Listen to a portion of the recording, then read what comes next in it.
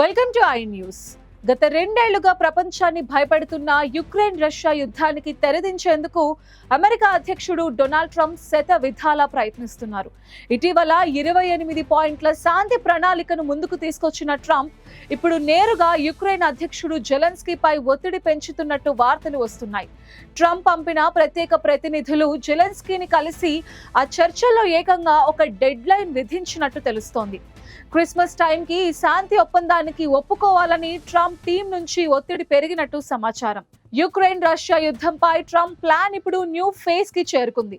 ఇటీవల 28 పాయింట్ శాంతి ప్రణాళికను ముందుకు తీసుకొచ్చిన ట్రంప్ టీం ఇప్పుడు జెలెన్స్కీపై డైరెక్ట్ గా ప్రెషర్ ని పెంచుతోంది.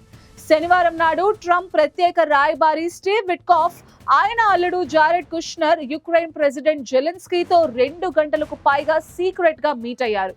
ఈ మీటింగ్ లో శాంతి ఒప్పందంపై ఫాస్ట్ డెసిషన్ తీసుకోవాలని ప్రెషర్ చేస్తున్నట్టు ఇంటర్నేషనల్ మీడియాలో వార్తలు వస్తున్నాయి. అందుతున్న సమాచారం ప్రకారం ట్రంప్ బృందం జెలెన్స్కీకి ఏకంగా క్రిస్మస్ డెడ్ లైన్ విధించినట్టు తెలుస్తోంది.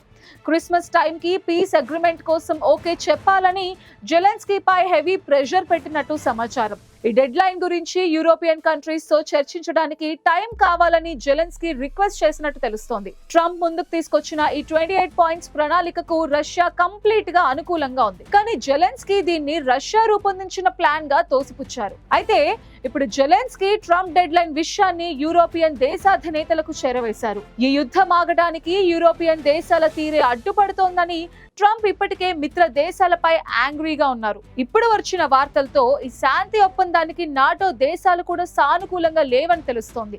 రష్యాకు అనుకూలంగా ఉండే ట్రంప్ ప్లాన్ నాటో దేశాల పొలిటికల్ ఇంట్రెస్ట్లకు అగైన్స్ట్ గా ఉంది. ట్రంప్ విధించిన ఈ unofficial dead line Ukraine Russia యుద్ధాన్ని ఎటువైపు మారుస్తుందో, జెలెన్స్కీ ఎలాంటి కీలక నిర్ణయం తీసుకుంటారో అనేది గ్లోబల్ పాలిటిక్స్ లో వెరీ ఇంపార్టెంట్.